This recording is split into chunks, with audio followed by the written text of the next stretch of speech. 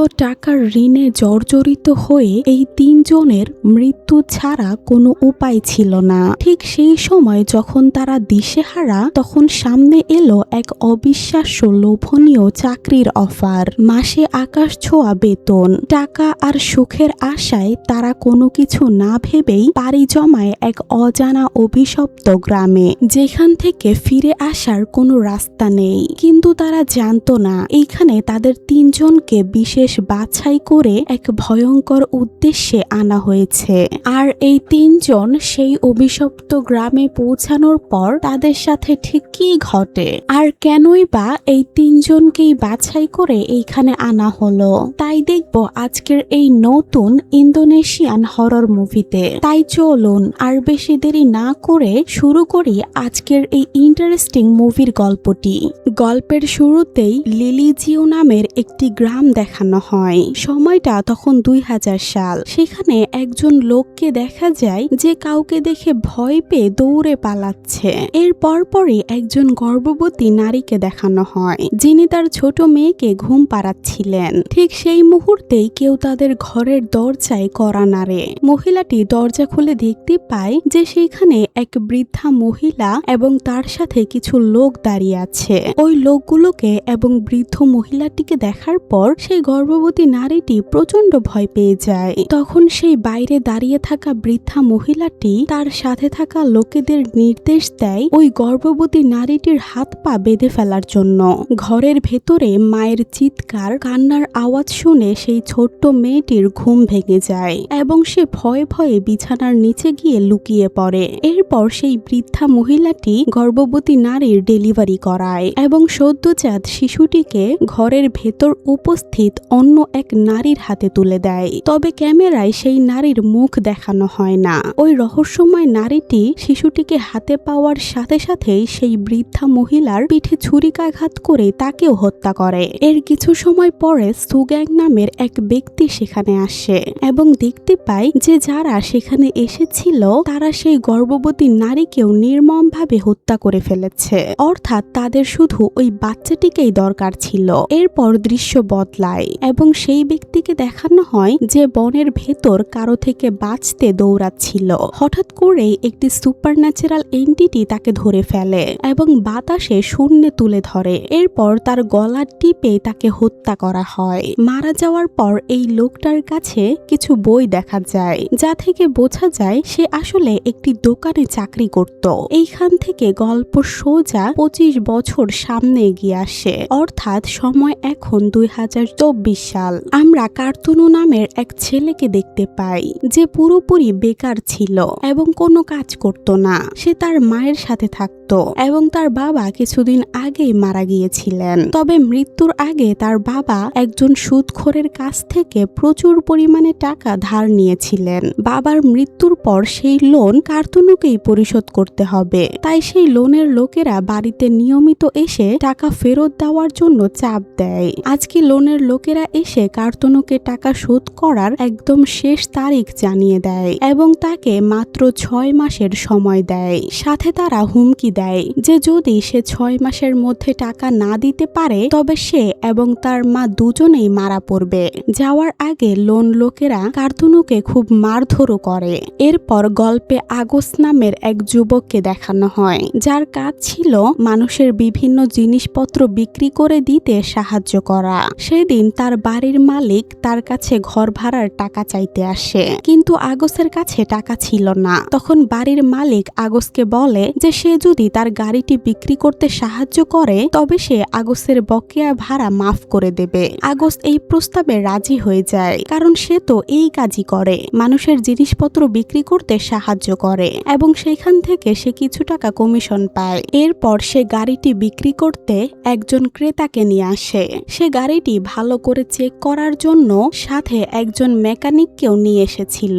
Mechanic গাড়ি check করার পর তেমন কোনো সমস্যা পায় না। এরপর লোকটি গাড়িটি একটু চালিয়ে দেখতে চায়। অনেক সময় কেটে যাওয়ার পরও যখন সেই ক্রেতা ফিরে আসে না, তখন আগস্ট সেই মেকানিককে জিজ্ঞেস করে ক্রেতা কখন ফিরবে। মেকানিক জানায় সে তো ওই লোকটাকে চেনেই না। তখন আগস্ট বুঝতে পারে যে সে মারাত্মক এক ফ্রডের শিকার হয়েছে আর গাড়িটা আসলে চুরি হয়ে গেছে। দেখে সে এরপর আরো বড় বিপদে পড়ে যায়। না সে ঘর ভাড়া শোধ করতে পারলো, উল্টো তার মালিকের দামি গাড়িটিও হারিয়ে ফেলল।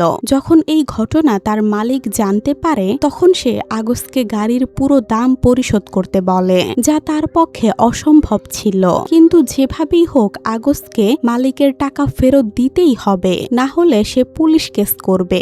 এরপর গল্পে মখমুর নামের এক ব্যক্তিকে দেখানো হয়, যিনি একটি মিউচুয়াল ফান্ড কোম্পানির পার্টনার ছিলেন। ফান্ড কোম্পানি মানে যেখানে মানুষ একটু একটু করে টাকা জমায়। এই কোম্পানির অফিসের বাইরে অনেক মানুষ জড়ো হয়ে আন্দোলন করছিল, কারণ মখমুরের পার্টনার তাকে না জানিয়েই সেই সমস্ত মানুষের মিউচুয়াল ফান্ডের টাকা স্টক মার্কেটে ইনভেস্ট করে দেয়, আর সেই টাকা পুরোপুরি ডুবে যায়। এরপর মখমুরের পার্টনার সুকৌশলে সেইখান থেকে পালিয়ে যায়। তবে মখমুর এমন অভিনয় শুরু করে যেন তার পার্টনার তাকে মেরে পালিয়েছে এবং তার কাছ থেকেও নাকি অনেক টাকা নিয়েছে।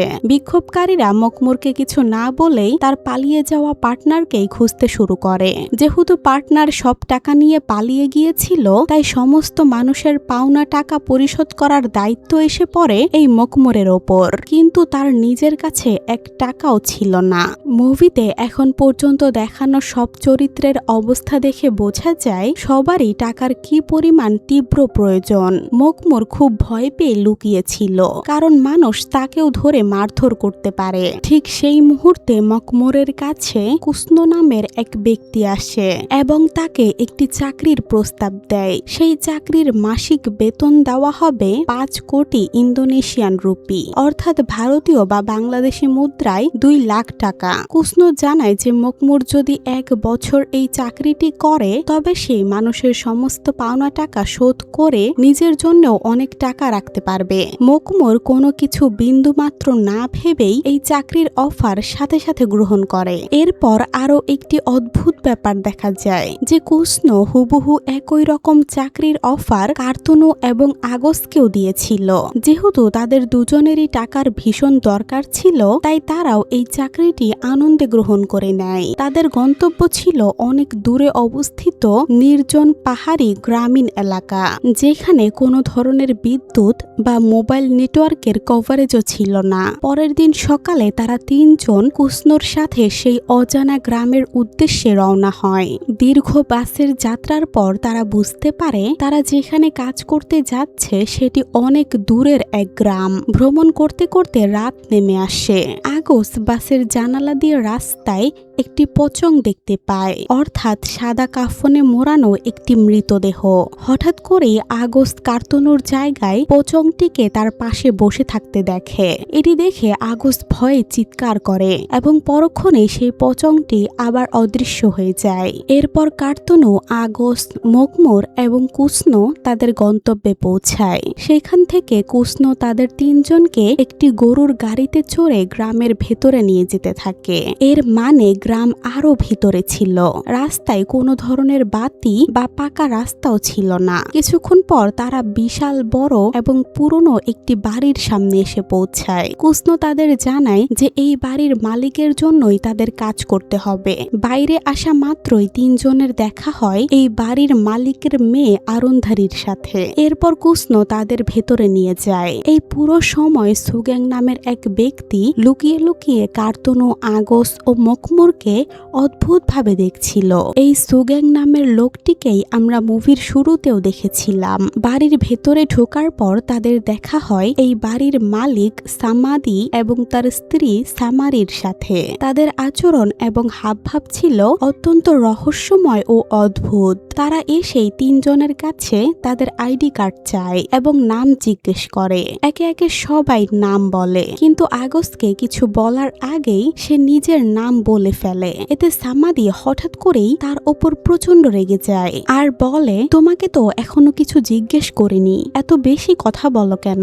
তবে একটু পর মুহূর্তেই সে আবার খিলখিল করে হেসে ওঠে। তাদের এই মিশ্রণ ব্যবহার ও অদ্ভুত সব কথায় এই 3 জন কিছুটা অস্বস্তি অনুভব করে। এরপর সামাদি কুসনোকে তাদের থাকার জন্য ঠিক করা রুমে নিয়ে যেতে বলে। করিডোর দিয়ে যাওয়ার সময় তারা অনুভব করে কেউ যেন পাশ দিয়ে হেঁটে গেল এবং তাদের 3 জনেরই শুরু থেকে এইখানে কিছু একটা গন্ডগোল মনে হচ্ছে, কারণ কেই বা এত বেশি টাকা বেতন দিয়ে কাজের লোক রাখে। তার মধ্যে তারা কোনো কিছু না ভেবেই এত দূর কাউকে কিছু না বলে চলে আসলো। এসব ভাবতে ভাবতে তারা কিছুটা ভয় পায়, কিন্তু তাদের সবারই টাকার খুব প্রয়োজন, তাই আর কিছু না ভেবে সবাই ঘুমিয়ে পড়ে। পরের দিন সকালে আরন্ধারী এসে তাদের প্রত্যেকের জন্য নির্দিষ্ট ইউনিফর্ম নিয়ে আসে। সে জানায় যে আজ থেকে তাদের কাজ শুরু হবে মালিকের নিজস্ব দোকান অর্থাৎ ওয়ারং সারিতে। ইউনিফর্ম পরে কাজ করার উদ্দেশ্যে তারা দোকানের দিকে রওনা হচ্ছিল। ঠিক তখনই কার্তনুর বাথরুমে যাওয়ার প্রয়োজন পড়ে। সে বাথরুমে গিয়ে কাজ সেরে যখন আগস ও মাকমরের কাছে যেতে নেয়, ঠিক তখনই পাশের বাথরুমের ভেতর থেকে আগসের গলার আওয়াজ শুনতে পায়, কিন্তু সে ডাকলে ভেতর থেকে কোনো সাড়া শব্দ পায় না। তাই সে একটু উকি দিয়ে দেখে, কিন্তু বাথরুম সম্পূর্ণ খালি। এই ঘটনায় কার্তনু খুব ভয় পেয়ে যায় এবং দৌড়ে গিয়ে আগস ও মকমরকে সব কথা খুলে বলে, কিন্তু তারা তার কথায় কান দেয় না এবং হেসে উড়িয়ে দেয়। সকালে তারা সামাদি ও আরন্ধারীর সাথে নাস্তা করতে বসে। নাস্তার সময় আগস হাত দিয়ে ভাত খাচ্ছিল। এটা দেখে সামাদি ভীষণ রেগে যায় এবং তার উপর ভীষণ চিৎকার করে। ব্রেকফাস্টের পর তারা দোকানের কাজে যায়। তাদের কাজ খুব সহজ ছিল, তাই তারা খুশি ছিল, কিন্তু সেই রহস্যময় ব্যক্তি সুগ্যাং আবার দূর থেকে তাদের উপর নজর রাখছিল। আরো অদ্ভুত বিষয় হলো গ্রামের সবাই তাদের তিনজনের নাম জানত। তাদের নাম ধরে ডেকে ডেকে দোকান থেকে জিনিস কিনছিল, কিন্তু তারা তো কেবল গত রাতেই গ্রামে আসলো। এরই মধ্যে সবাই তাদের নাম জানলো কিভাবে? যাই হোক, সন্ধ্যা হওয়ার পর তারা ঘরে ফিরে আসে। মকমর ওয়াশরুমে যাবে বলে কার্তুনুকেও সাথে নিয়ে যায়। কার্তুনু বাইরে অপেক্ষা করছিল। হঠাৎ সে আরন্ধারীকে অন্ধকারে জঙ্গলের দিকে যেতে দেখে। এটা দেখে সে তার পিছু নেয় যে এত রাতে একা একটা মেয়ে কোথায় যায়। এদিকে ঘরে থাকা আগস হঠাৎ ঘুম থেকে জেগে ওঠে, কারণ ঘরের সব জানালা একা একাই খুলে গেছে। জেগে উঠে পাশে তাকিয়ে দেখে সে ঘরে একদম একা। এতে সে কিছুটা ভয় পায়। মনের সাহস আর কৌতূহল বশত জানালার বাইরে তাকাতেই সে একটা পচংকে দেখতে পায়, অর্থাৎ কাফনে মোড়ানো মৃত লাশ। কিন্তু পরক্ষণে সেটা গায়েব হয়ে যায়। মকমর ওয়াশরুম থেকে বের হয়ে কার্তুনুকে কোথাও দেখতে পায় না। সে ভাবে হয়তো সে রুমে ফিরে গেছে। এদিকে কার্তুনু জঙ্গলে আরন্ধারীর পিছু পিছু গিয়ে তাকে ডাকতে থাকে, কিন্তু যাকে সে আরন্ধারী ভেবে এত দূর এসেছে সে আসলে একটি পচং ঘোস্ট, যে হঠাৎ একদমই তার সামনে চলে আসে। পচংটিকে দেখে কার্তুনু ভয়ে দৌড়ে রুমে ফেরে এবং সব ঘটনা আগস ও মকমরকে জানায়। যেহেতু তারা সবাই ভৌতিক ঘটনার সম্মুখীন হয়েছে, তাই তারা বুঝতে পারে এই জায়গাটায় কোনো গন্ডগোল আছে। তাই তারা কাল সকালেই এখান থেকে পালিয়ে যাবে, কারণ তারা জানে মরে গেলে এত টাকা দিয়ে কি হবে, আর যদি পালিয়ে অন্তত জীবন বাঁচে তবে অন্য কিছু করে দেনা শোধ করা যাবে। তারা এই সব কথা বলছিলই হঠাৎ সেই পচং ঘোস্ট তাদের ঘরেও দেখা যায়। তারা আর এক মুহূর্ত দেরি না করে ব্যাগ গুছিয়ে এইখান থেকে গোপনে বেরিয়ে পড়ে। তারা কুসনোর গরুর গাড়ি নিয়ে পালানোর চেষ্টা করে, কিন্তু তারা কেউ গরুর গাড়ি চালাতে পারে না। তাই আর কোনো উপায় না পেয়ে তারা পায়ে হেঁটে পালানোর চেষ্টা করে, কিন্তু হঠাৎ তারা মারাত্মক সব হ্যালুসিনেশনের শিকার হয়। বারবার তাদের মনে হতে থাকে যেন তাদের পরিবারের মানুষজন এবং পাওনাদাররা রাস্তার মোড়ে মোড়ে দাঁড়িয়ে তাদের বাধা দিচ্ছে, যেন সেই অভিশপ্ত গ্রাম থেকে বের হওয়ার কোনো রাস্তাই নেই। সেই বিভ্রমের ঘোরে তারা দিশেহারা হয়ে পড়ে এবং পরদিন সকালে আবার তাদের সেই রুমেই জ্ঞান ফেরে। সামাদি ও সামারির যাতে সন্দেহ না হয় তাই তারা অনেকটা বাধ্য হয়ে আবার সেই দোকানের কাজে চলে যায়। দোকানে কাজ করার সময় আগস কার্তুনুকে বলে আজকে রাতেই কিন্তু তারা এইখান থেকে পালিয়ে যাবে। কার্তুনু দোকানের কিছু জিনিসপত্র আনতে স্টোর রুমে যায়, যেখানে একটি তাকের পেছনে গোপন একটি দরজা খুঁজে পায়। সেই দরজা দিয়ে সে একটি গোপন বেসমেন্টও দেখতে পায়। এদিকে বেসমেন্টের ভেতরে সামাদি বিভিন্ন কালো জাদুর জিনিসপত্র নিয়ে কোনো একটা রিচুয়াল করছে।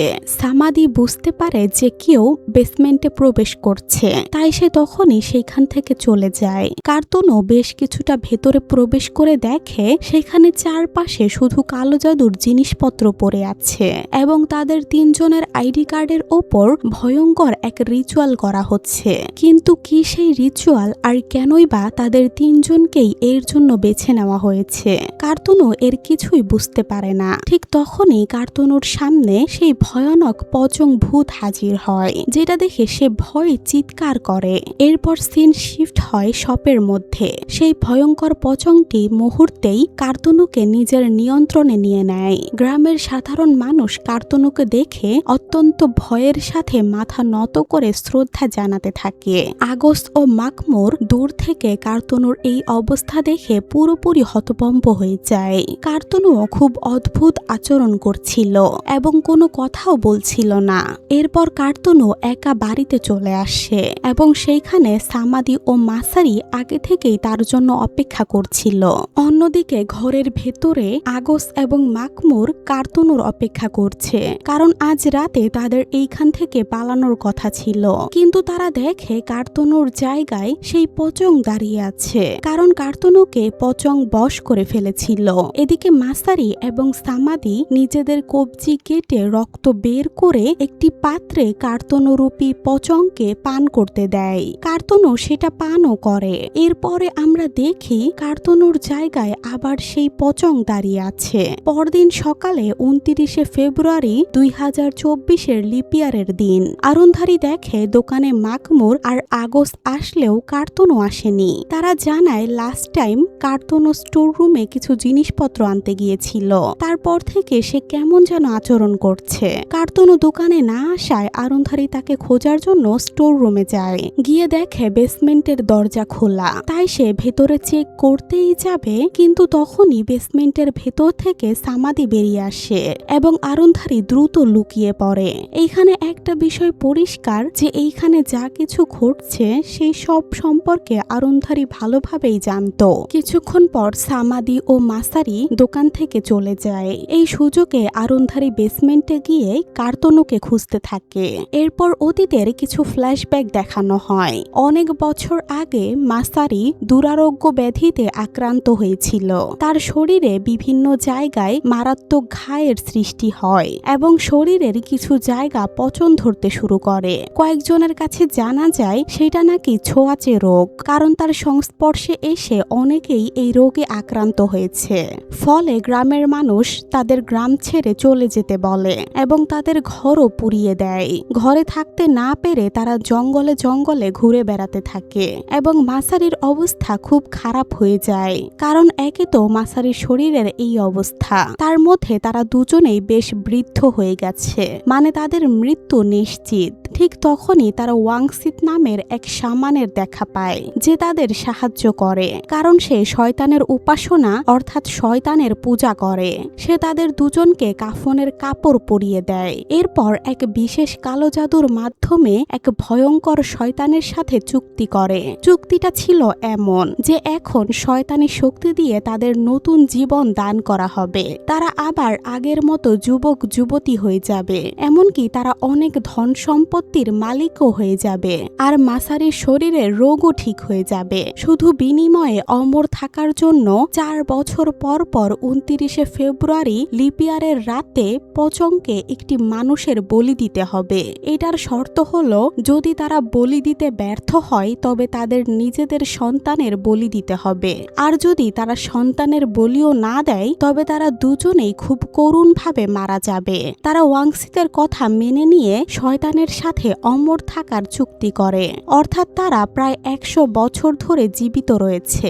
এদিকে আরুনধারী বেসমেন্টে কার্তুনোকে বাধা অবস্থায় পায় এবং তাকে মুক্ত করে নিয়ে বাইরে নিয়ে আসে। ওদিকে হাবেলিতে সামাদি ও মাসারি বৃদ্ধ হতে শুরু করেছিল, কারণ আজকেই সেই বলি দেওয়ার সময়। রাতে কার্তুনোর বলি দেওয়ার পরেই তারা আবার যৌবন ফিরে পাবে।